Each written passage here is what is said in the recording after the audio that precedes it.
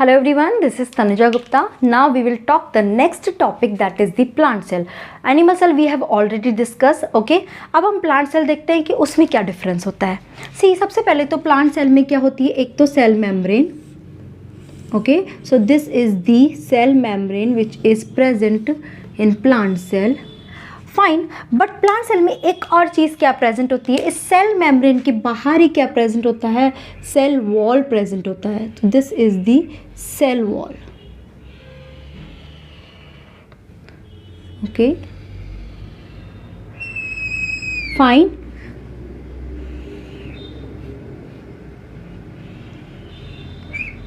Okay, so this is the cell wall.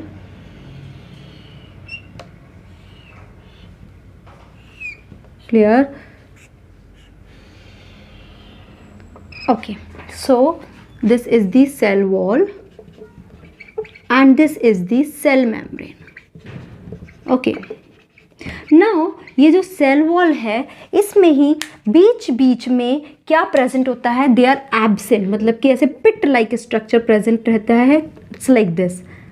Okay, इसको हम क्या बोलते हैं, this is called the plasmodesmata. क्या बोलते हैं इसको हम, प्लाज्मोडेस्मेटा. ये पूरे सेल वॉल में बीच बीच में प्रेजेंट होता है. This is called the plasmodesmata. So I will write over here plasmodesmata. Okay, इसका रोल क्या होता है, ये पिट लाइक स्ट्रक्चर होता है जो इसके नियर बाय में भी दूसरा सेल प्रेजेंट होगा, तो ये दो सेल के बीच में कनेक्शन का काम करता है, सो दैट यहाँ से वाटर आयंस जो भी है वो एक सेल से दूसरे सेल में मूव कर सके. तो this is act as the connecting link in between the two plant cell. Okay, now plant cell में क्या होता है, there is a big vacuole is present over here. ठीक है, this is called the vacuole. Okay, yes, one more thing also, जो cell wall होती है यहाँ पे प्लांट की, वो किसकी बनी होती है, सेलुलोज, मेनली सेलुलोज. इसके अलावा पैक्टिन की भी बनी होती है, but main is cellulose. So it's cell wall is called the cellulosic cell wall. Understood? It is called the cellulosic cell wall. Okay, अब यहाँ पे वैक्यूल प्रेजेंट होने की वजह से क्या होता है, जो इसका न्यूक्लियस होता है वो सेंटर में प्रेजेंट नहीं होता, और ये क्या होता है, it shift towards the other side, और इसकी वजह से थोड़ा साइड में इसका न्यूक्लियस प्रेजेंट होता है. So let's draw it's nucleus. It's well like this. Okay, जिसमें क्या होता है, मैं ऑलरेडी एनिमल सेल में ये बता चुकी हूँ. ओके, तो न्यूक्लियस में क्या प्रेजेंट होती है, न्यूक्लियर मेम्ब्रेन प्रेजेंट होती है, इसके अंदर एक न्यूक्लियोलर स्ट्रक्चर होता है, न्यूक्लियोप्लाज्म होता है. ओके, एंड बहुत सारे फाइन थ्रेड लाइक स्ट्रक्चर होते हैं जिसको हम बोलते हैं क्रोमेटिन फाइबर या जेनेटिक मटेरियल या chromosome. Okay, so if I write over here, this is the nuclear membrane. Okay, then this is the, ये बीच में आपको देख रहे हो ये पोर लाइक स्ट्रक्चर गैप होता है, this is called the nuclear pore. Then this is called the nucleolus. Okay, then chromatin fibre. Okay, जो किसकी फॉर्म में भी प्रेजेंट होता है, क्रोमोसोम की फॉर्म में भी प्रेजेंट होता है. एंड दिस प्लाज्म और fluid like structure is called the nucleoplasm. Okay, so this completely is the nucleus. Understood? Okay, now इसके अलावा क्या होता है, ये न्यूक्लियस से ही कनेक्टिंग क्या प्रेजेंट होते हैं, endoplasmic reticulum, as I already told about it in plant animal cell. Okay, so this is the connecting endoplasmic reticulum. Fine, so I'm just drawing two of them. Okay, and ये क्या होता है, periphery तक भी present होता है. Fine, एक इसमें से एक पर क्या प्रेजेंट होता है, बहुत सारे डॉट लाइक स्ट्रक्चर प्रेजेंट होता है जो क्या होते हैं, राइबोसोम, जिसको हम क्या बोलते हैं, ribosome. So there are two type of endoplasmic reticulum is present.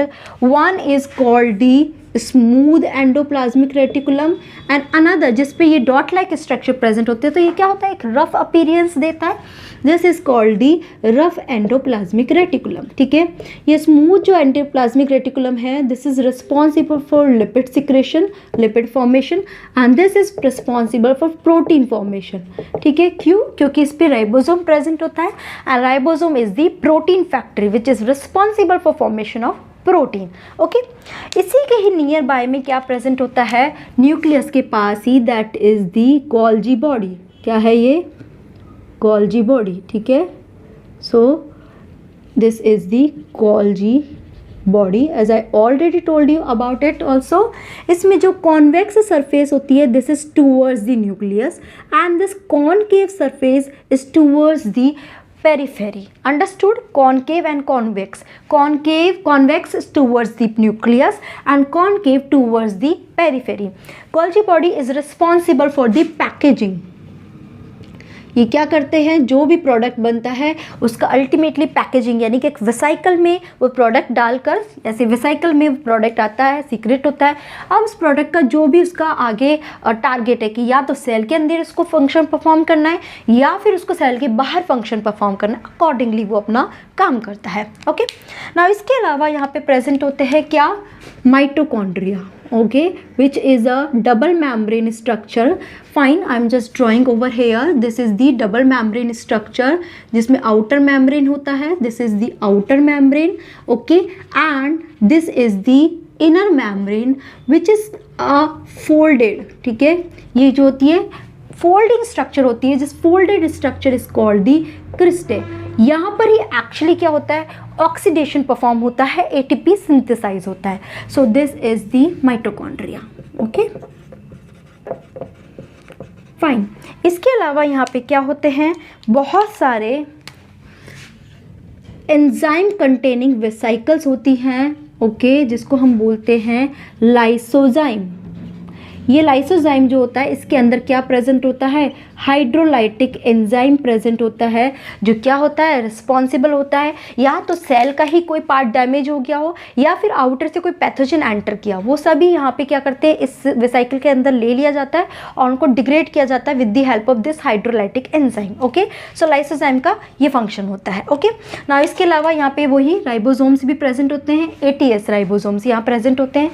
ऐसे ही बहुत सारी वैक्यूल्स भी यहाँ पर प्रेजेंट होती है। Okay, now besides of it, there are small bodies are present. These small bodies, they have their respective function and these small bodies are called the microbodies.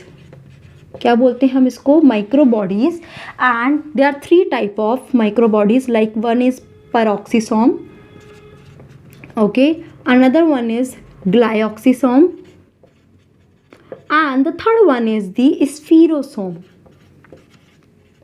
Okay, so 3 type of microbodies हैं, इनके अपने अपने function होते हैं जिसके बारे में हम इंडिविजुअली लेटर ऑन बात करेंगे।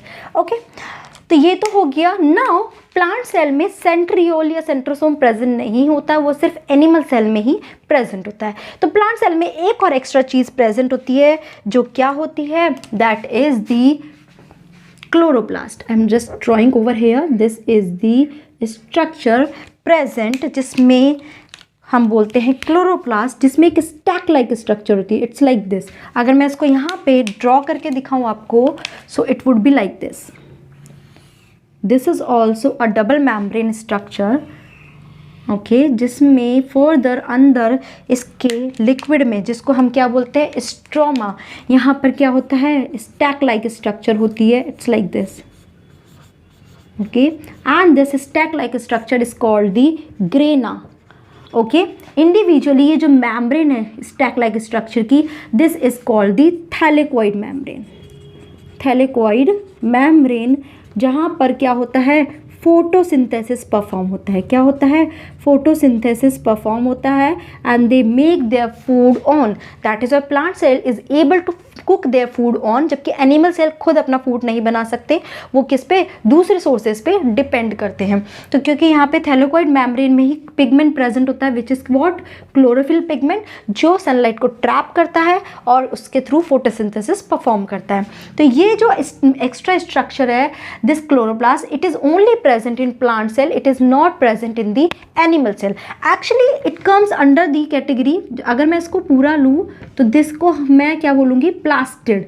और इस प्लास्टिड के अंदर ही बहुत सारी कैटेगरी होती है। One is the chloroplast, another category is chromoplast and the third category is leucoplast. ठीक है, मतलब कि 3 तरह के प्लास्टिड होते हैं। क्लोरोप्लास्ट रिस्पॉन्सिबल फॉर फोटोसिंथेसिस और chromo for colour and leuco for storage. ठीक है, जिसके इंडिविजुअली हम डिटेल में बाद में बात करेंगे। सो दिस इज द प्लाज्मिड। और पूरे में ही क्या होता है, पूरे सेल में लिक्विड प्रेजेंट होता है, जिसको हम क्या बोलेंगे, it is well known to all of you, this is called the cytoplasm.